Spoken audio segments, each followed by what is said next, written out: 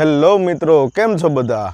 ફરી એકવાર મારી નવી રેસીપી સાથે સ્વાગત છે તમારું મારી channel eat and enjoy with પ્રતિકમાં.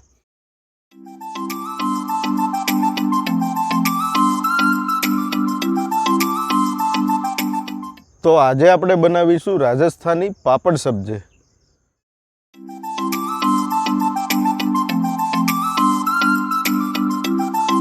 મિત્રો, અત્યાર સુધી તમે મારી રેસીપી દ્વારા ગુજરાતી અને પંજાબી સબ્જીનો તો સ્વાદ માણેલો જ છે, પણ આજે આપણે રાજસ્થાની સબ્જીનો સ્વાદ માણીશું. મિત્રો, તમારા ઘરમાં કોઈ પણ શાકભાજી ન હોય ત્યારે આ પાપડ સબ્જી ફટાફટ અને સરળ રીતે 10 મિનિટમાં તમે બનાવી શકો છો. કારણ કે પાપડ સબ્જી બનાવવા માટે તમારે વધારે પડતી સામગ્રીની જરૂર નથી હોતી. અને હા દોસ્તો, આ પાપડ સબ્જીનો સ્વાદ નાના બાળકોથી લઈને મોટા વડીલોને ભાવે એવી ખૂબ જ સ્વાદિષ્ટ બને છે.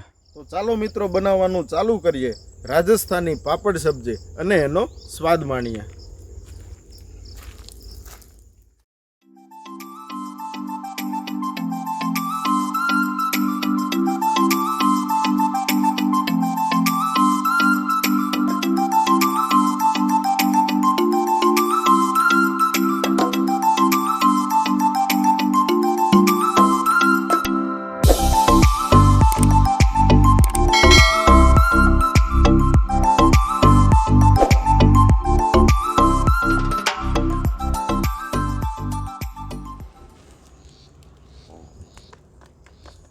રાજસ્થાની પાપડ સબ્જી બનાવવા માટે મેં અહીંયા 500 ગ્રામ જેટલું દહીં લીધું છે. તો હવે દહીંમાં આપણે બધો મસાલો નાખશું. 1 ચમચી ધાણા જીરું પાવડર, અડધી ચમચી હળદર, 1 ચમચી લસણવાળું લાલ મરચું, અડધી ચમચી કાશ્મીરી લાલ મરચું, ગરમ મસાલો. આ બધો મસાલો આપણે હવે દહીંમાં બરાબર મિક્સ કરી લઈએ.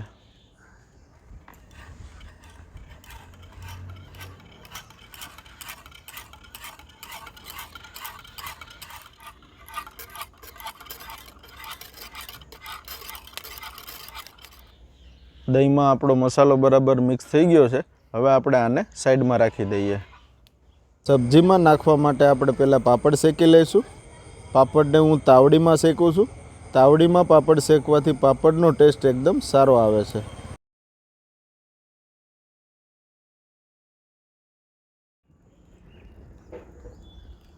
સામગ્રીમાં આપણે છીણેલું આદું, પીસેલું લસણ, કાંદાની કટકી, મરચાં, લીલા ધાણા, છીણેલા ટમેટાં.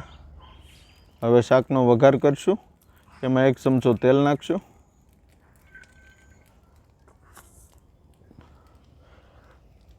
અડધી ચમચી રાઈ નાખશું. અડધી ચમચી જીરું,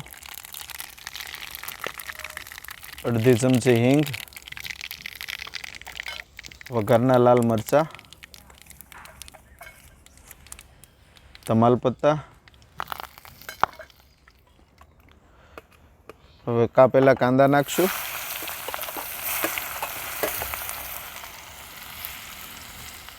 લસણ,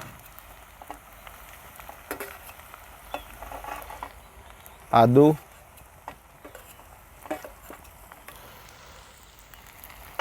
મરચાં,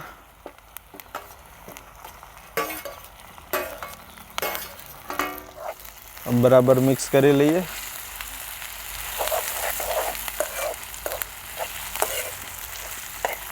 કાંદા આપણે તેલમાં સડી ગયા છે. હવે આપણે ટમેટાં નાખશું.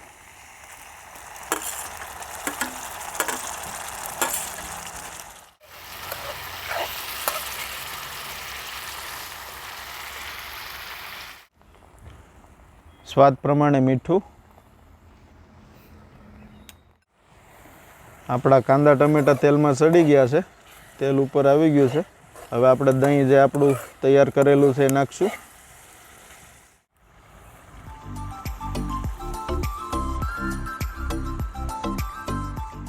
સતત આવી રીતે હલાવતું રહેવાનું છે એટલે દહીં ફાટે નહીં.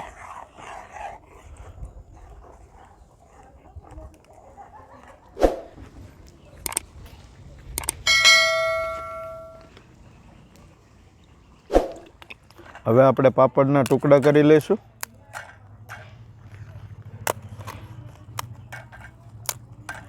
આપણું દહીં થોડું ઘાટું થઈ ગયું છે. હવે આપણે આમાં પાપડ નાખશું.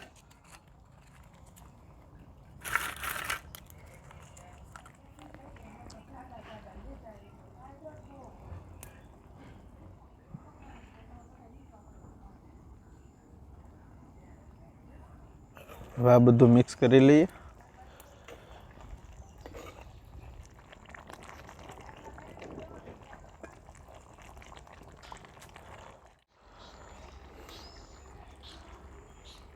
શાક તૈયાર થઈ ગયું છે. હવે લીલા ધાણા નાખીને ઉતારી લઈશું.